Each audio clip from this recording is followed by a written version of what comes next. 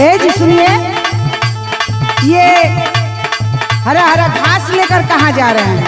पगली घास ना हो। हाँ तोके पता ही का एकर महत्व तोके पता ना होई। तू तो रहल हो सिटी में, शहर में। हाँ और घास ना के चरी बोलल जाला, चरी चरी। ये और एके देखा बोलल जाला संडा। अच्छा एके बोलल जाला बेहन। अच्छा यह रोपाला के जवन चौरा गच से गच खालू, अच्छा वही से होला। तो ठीक है, जाइए रोपिए। तुम भी चलो ना साथ में। नहीं नहीं, मैं नहीं जाऊंगी बाबा। अरे मजा आएगा सब नो लोग नो नो रहेंगे। नो, मैं नहीं जाऊंगी। नो नो नहीं चला। आपको पता नहीं है? क्या नहीं पता? सुनिए, सुनाइए। शहर की रहने वाली हूँ मैं। अरे बाप रे बाप, बनारस कहूँ कि लंदन से आए कुछ भी हो, लेकिन मैं नहीं जाऊंगी।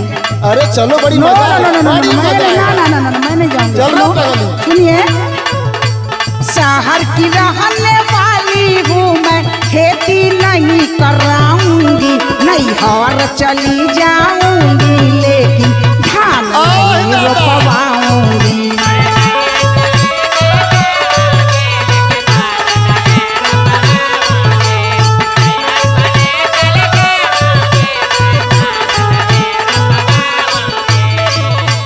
तुहार बहुत न खड़ा है। वो तो रहेगा ही। आलू के पोटैटो कहलू, टमाटर के टोमेटो कहलू। तो मैं पढ़ी लिखी हूँ, उसका तो परिचय देना ही होगा ना। अब पढ़ल लिखल हो तो करे के पड़ी। का बताओ थे? बताइए। कई लुबिया किसान घरे, कई लुबिया किसान घरे, त धान कहे न रोपवैबू हो। बड़ा मजा आई रानी जब गुल्ली से गोदवैबू हो। ऐसे ऐसे ऐसे ऐसे। I don't know।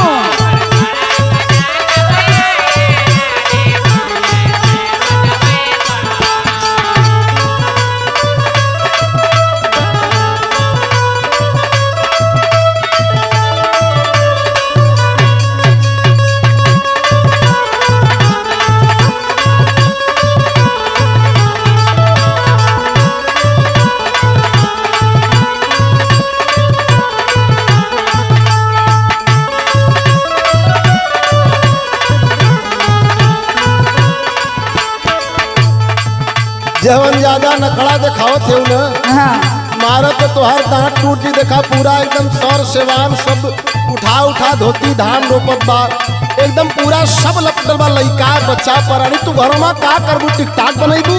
देखिए ना, ज्यादा मुझे परेशान कीजिएगा तो मैं पप्पा को बुला लूंगी। पप्पा आवत चाहे तुहार बब्बा आवत। अब गोजिया चली। सुनिए, और सुनावा। आपको दिखाई नहीं दे रहा है? क्या नहीं दिखाई दे रहा? सुनिए, बता रही हूँ ना। पानी बरस रहा है झमझम, कीचड़ है चारों ओर जी। बरसा बरसा सारंगनाथ महादेव बरसा जाओ।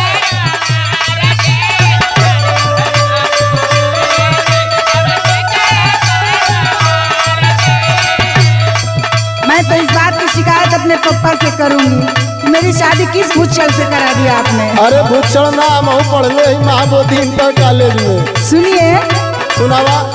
मैं तो फंस गई गांव में आकर, हो रही हूँ बोर जी।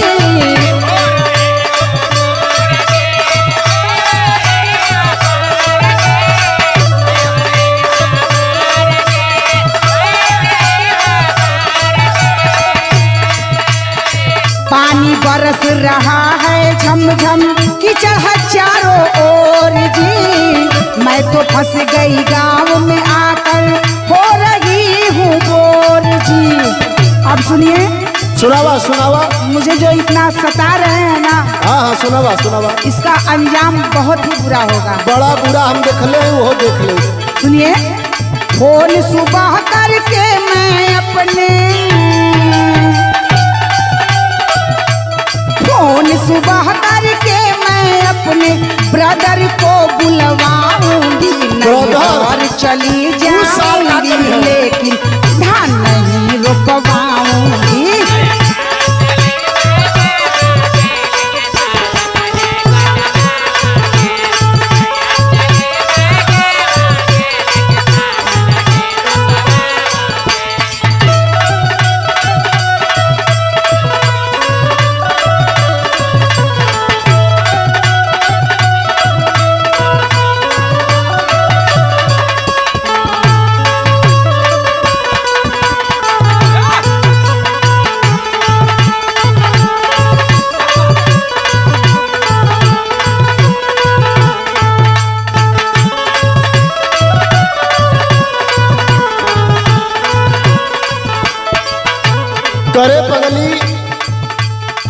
कीचड़ माटी ते बतावत है।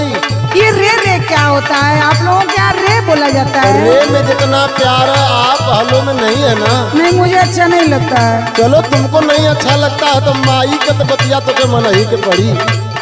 यही धरती से कोई, लेकिन सुना तो के हम बतावती अपने अंदाज में। बताइए ना। तो हरे बदे बा कीचड़ माटी किसान खातिर सोना बा। अच्छा, तो इसका जेवर मैं बनवा के पहनूं? जेवर मत बनावा, अन्य बदला धरती से सब का नाला।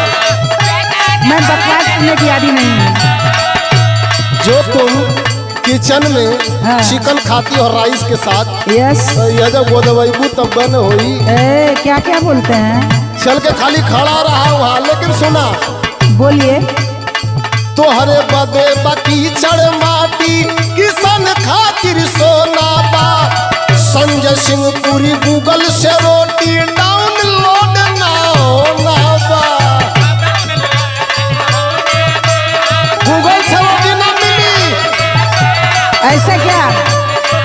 नहीं तो रोल डाउन के खाती थी।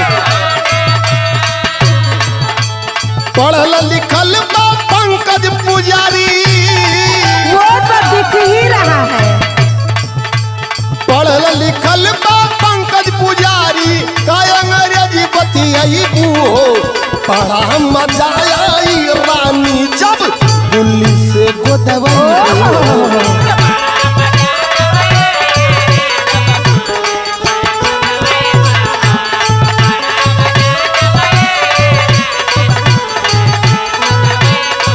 नैहार चली जाऊंगी लेकिन धान नहीं रोपवाऊंगी। बड़ा मजा आई रानी जब दिल्ली से गोदवाई हो।